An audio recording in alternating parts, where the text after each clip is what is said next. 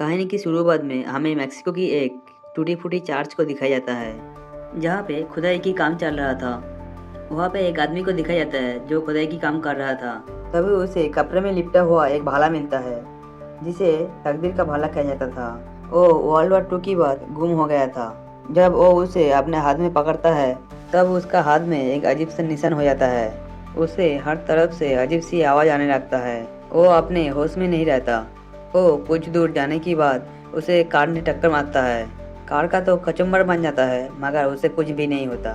इस तरफ हमें लॉस एंजलिस की सीन दिखाया जाता है जहाँ पे जॉन कॉन्स्टेंटाइन को एक लड़की के अंदर से डेमन निकालने के लिए बुलाया गया था। जॉन एक पैरानॉर्मल इन्वेस्टिगेटर था जो इंसान के अंदर से डेमन को निकालने की काम करता था। डेमन ने उस लड़की के ऊपर पूरा तरह से कब्जा कर लिया था। तब जॉन मंत्रों का इस्तेमाल करके और एक घोड़ी निसल का इस्तेमाल करके उस डेमन को शीशे में कैद कर लेता है। पर वो शीशा टूट गया था जिससे वो डेमन उस लड़की से ही तो बाहर निकल गया था मगर इस दुनिया में रह गया था। जॉन बाहर आके उसका दोस्त से इस डेमन के बारे में पता करने के लिए कहता है क्योंकि गॉड और डेमन की इजाज़त के बिना कोई भी अपने दुनिया से किसी दूसरी दुनिया में नहीं जा सकता।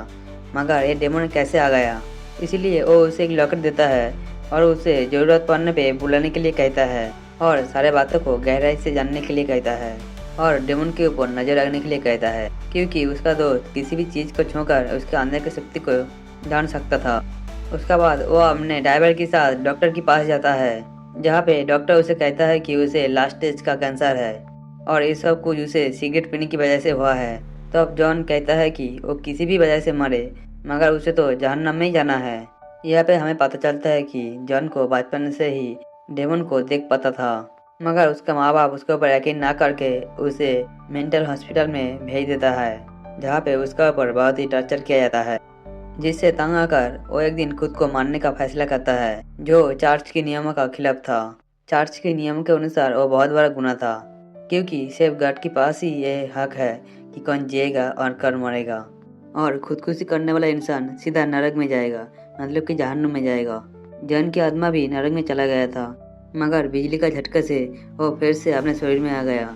जॉन तो बच गया मगर वो जो गुनाह किया था उसका बदले में वो जब भी मरेगा तब शैतान खुद उसे लेने आएगा। उस इंसिडेंट की बात से ही वो अपने शक्ति को पहचान गया और उसका बाद से ही इंसान की शरीर से डेमन को निकालने लगा जिससे उसका गुनाह माफ हो जाए और वो स्वर्ग में जा सके। उसका बाद दिखाया जाता है कि जॉन एक चर्च में जाता है जहाँ उसे एक फरिश्ता मिलता है जो गॉड की बहुत ही करीब था। जॉन उससे कहता है कि आप गॉड उसको माफ़ कर दे क्योंकि वो तो आप बहुत ही अच्छा काम कर रहा था। तब वो फरिश्ता कहता है कि ये सब कुछ तुम स्वर्ग जाने के लिए कर रहे हो, मतलब कि तुम खुद के लिए कर रहे हो। तुम अभी भी खुदगर्ज हो इसीलिए गॉड तुम्हें कभी भी माफ़ नहीं करेगा। ये सुनकर जॉन को बहुत ही गुस्सा आ जाता है। वो वहाँ से बाहर निकल जाता है। जब वो अपने घर जा रहा था तभी रास्ते पे उसे एक बहुत ही खतरनाक डेमन ने हमला करता है मगर जॉन उससे मुकाबला करता है और उसे मार देता है। जिसके बाद वो मिडनाइट नाम के एक आदमी के पास जाता है जो इस दुनिया में गार्ड की काम कर रहा था, जो शैतानों में और इंसानों में बैलेंस बजाय रखने की काम करता था। जॉन मिडनाइट को सारे बातें बताता है मगर मिडनाइट उसके बात पे यकीन नहीं करता क्योंकि डेमन के पता चले बिना उस दुनिया से कोई भी इस दुनिया में नहीं आ सकता, ऐसा हो ही नहीं सकता। तभी वहाँ पे एक डेमन इंसानी रूप में आ जाता है। जॉन उसे पहचान लेता है मगर वो उसे कुछ भी नहीं कर पाता क्योंकि मिडनाइट के वहाँ पे कोई कुछ भी नहीं कर सकता। जॉन कुछ देर उसके साथ बहस करने के बाद वहाँ से चला आता है। जिसका बाद जॉन अपने एक दोस्त के पास जाता है और उसके पास से कुछ हथियार लेता है। दूसरी तरफ उस आदमी को दिखाया जाता है जिसको हमने कहानी की शुरुआत में देखा था और जिसका पास तकदीर का भाला था। वो धीरे धीरे शहर की ओर आ रहा था। वो जहाँ जहाँ से गुजर रहा था वहाँ की हर एक जानवर मार रहा था। इसके बाद हम एक लड़की को दिखते हैं जो हॉस्पिटल में भर्ती था। वो अचानक छत से कूदकर एक पुल में गिर के मर जाता है। जिसके बाद उस लड़की का जुड़वा बहन वहाँ पे आता है जो एक डिटेक्टिव था। वो अपने बहन की ऐसी मौत से बहुत ज़्यादा दुखी हो जाता है क्योंकि वो जानता था कि उसका बहन ऐसे कर ही नहीं सकता क्योंकि उसका बहन चर्च को बहुत ज़्यादा मानता था। फिर भी वो ऐसे बड़ा गुनाह कैसे कर लिया, इसका मतलब उसकी आत्मा अब सीधा जहन्नम में जाएगा। एंजेला बैठकर अपने बहन का मरने से पहले का फुटेज देखता है जिसमें उसका बहन मरने से पहले जॉन का नाम लिया था। तब एंजेला जॉन के पास जाता है मगर यहाँ पे जॉन एंजेला का हेल्प करने के लिए मना कर देता है क्योंकि वो अपने खुद का आत्मा को नरक में जाने के बात को लेकर बहुत ज़्यादा परेशान था। जब एंजेला वहाँ से जाने लगता है तब जॉन देखता है कि एंजेला के पीछे पीछे बहुत सारा डेमन जा रहा था, जिसे देखकर जॉन भी उसका पीछे पीछे जाता है और उसे उस डेमन से बचा लेता है। उसका बाद जॉन उसका साथ देने के लिए तैयार हो गया था। वो उसका बहन के बारे में जानने के लिए उसका बहन के एक बिल्ली को हाथ में लेकर एक पानी में पैर रख कर बैठ जाता है, जिससे वो सीधा नरक में पहुंच जाता है, जहाँ पे वो एंजेला की बहन की आत्मा से मिलता है, जहाँ पे वो कहता है कि वो खुद की जान लिया है, मगर किस वजह से ये बताने से पहले ही नर्क की डेमन जॉन का पीछे पड़ जाता है, जिसका वजह से जॉन को बिना बात जाने ही वापस आने पड़ता है। उस तरफ जॉन की दोस्त को एंजेल की बहन के बारे में कुछ पता चलता है। वो जब एंजेल की बहन को देखने जाता है तब उसका हाथ में वही निशान दिखता है जो उस आदमी का हाथ में था, जिसको मूवी की शुरुआत में दिखाया गया था। जब वो उसका हाथ पकड़ता है तब उसे पता नहीं क्या हो जाता है, वो वहाँ पे तड़प तड़प के मर जाता है। जब जॉन को अपने दोस्त को मारने के बारे में पता चलता है तब वहाँ पे वो आ जाता है। तब वो देखता है कि उसका दोस्त उसका दिया हुआ लकड़ को पहना ही नहीं था, जिस वजह से डेमन ने उसे मार दिया था। उसका बाद उसका नजर उसका दोस्त के हाथ में जाता है, जहाँ पे वो देखता है कि वहाँ पे एक निशान बना हुआ है, जिसको फदन ने ही अपने मरने से पहले अपने हाथ में बनाया था। जिस निशान को जॉन ने एंजेली की बहन के हाथ में भी देखा था। उस निशान के बारे में जानने के लिए जॉन अपने दोस्त को फोन करता है, जिससे वो हथियार ले आता था। जॉन का दोस्त उस निशान के बारे में पता करने के बाद उसे बताता है कि ये शैतान के बेटे का है, जो नर्क के साथ साथ पूरे दुनिया के ऊपर कब्जा करना चाहता था, जिसके लिए उसे दो काम करना था। एक तो ऐसे इंसान की जान लेना होगा जो सब कुछ पहले से ही देख सकता था, और दूसरा तकदीर का भला। ये सब कुछ बता के जब जॉन का दोस्त कॉल रखता है तब उसका ऊपर मक्खी ने हमला कर देता है। डेविल ने उसको भी मार देता है, और ये सब कुछ शैतान की बेटा ही कर रहा था। वो ये सब कुछ जानकर एंजेला के पास जाता है, जहाँ पे वो एंजेला को सब कुछ बताता है कि शायद उसका बहन ये सब कुछ जान गया था कि शैतान उसका इस्तेमाल करके इस दुनिया पे आना चाहता था, क्योंकि उसका पास सब कुछ पहले से देखने की पावर थी। इसीलिए शायद उसका बहन जानबूझकर ही अपने जान दे दी, ताकि शैतान के बेटा उसका इस्तेमाल ना कर सके। एंजेला कहता है कि उसके पास भी ऐसी ताकत थी, मगर उसको यूज ना कर करके उसका यूज करना ही भूल गया। पर एंजेला अब अपने ताकतें वापस पाना चाहता था, इसीलिए वो जॉन से मदद मांगता है। जॉन उसे एक बाथटब के अंदर डुबो देता है, उसे तब तक डुबो के रखता है जब तक वो मौत की करीब न पहुंच जाए। तभी अचानक से एंजेला बाहर आ जाता है। मौत की इतना करीब देखने की वजह से उसे अपने शक्ति को वापस मिल जाता है। एंजेला अपने ताकत से जॉन को बताता है कि जॉन के दोस्त को एक डेमन ने मारा है, जो आधा इंसान और आधा डेमन है। एंजेला उसी डेमन के बारे में बात कर रहा था जिससे जॉन पहले भी मिल चुका था। सब कुछ जानने के बाद वो उस डेमन के पास जाता है उससे बदला लेने के लिए। वो उससे पूछता है कि शैतान की बेटा कैसे आ सकता है दुनिया में। तब वो कहता है कि वो एक लड़की के माध्यम से आने वाला है। उसका बाद शैतान को भी पता चल जाता है कि एंजेला के पास अपनी शक्ति वापस आ गया था, जिसका इस्तेमाल करके शैतान की बेटा वापस आ सकता है। जब एंजेला जॉन के साथ थी तब वहाँ पे कोई काली शक्ति आकर एंजेला के उठा कर लेके जाता है। जॉन बहुत कोशिश करने के बावजूद भी उसे बाँचा नहीं पाता। ये सब कुछ होने के बाद वो मिडनाइट के पास जाता है और उसे इन सब का यकीन दिलाता है कि इंसान और शैतान की बैलेंस खराब हो चुका है। शैतान खुलेआम हमारे जमीन पे आने लगा है और इन सब का पीछे शैतान के बेटे का हाथ है।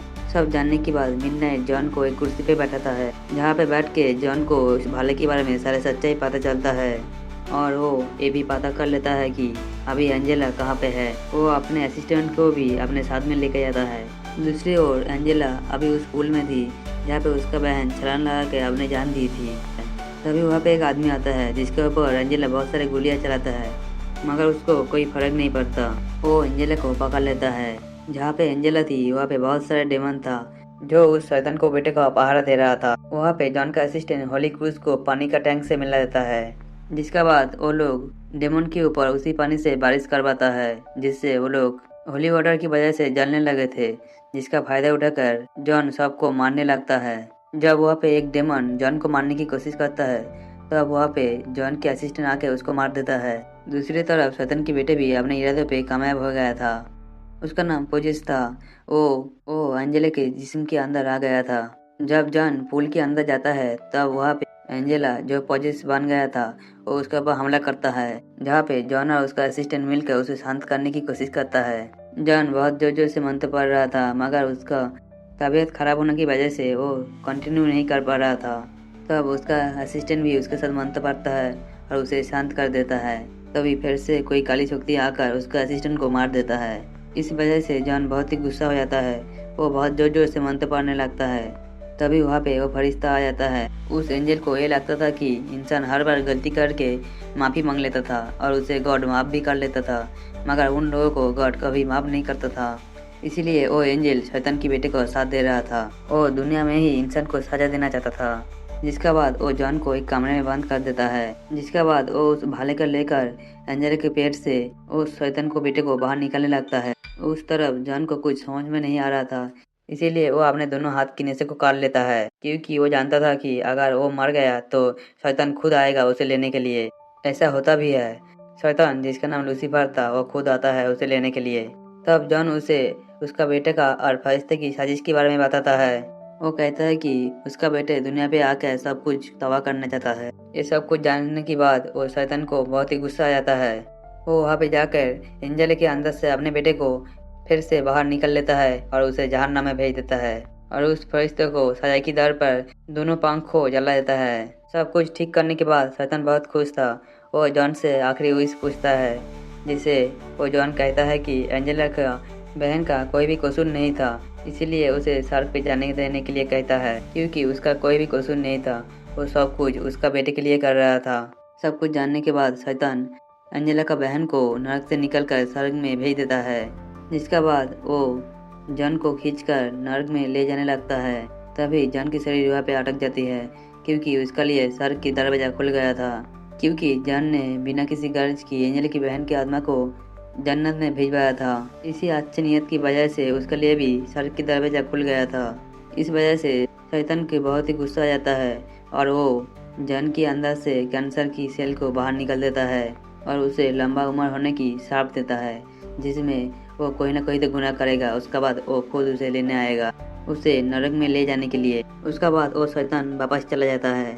बाद में जॉन उस भाले को एंजेला को दे देता है उसे छुपाने के लिए। उसके बाद वो अपने असिस्टेंट की कब्र के पास जाता है, जहाँ पे वो अपने आंखों के सामने अपने असिस्टेंट को फरिश्ते के रूप में बदलते हुए देखता है। जॉन को अपनी ज़िंदगी की मकसद समझ में आ गया था, क्योंकि अगर वो अच्छा काम करेगा तो जरूर स्वर्ग में जाएगा। इसी मैसेज के साथ ही ये कहानी यहाँ पे ख़त्म होता है।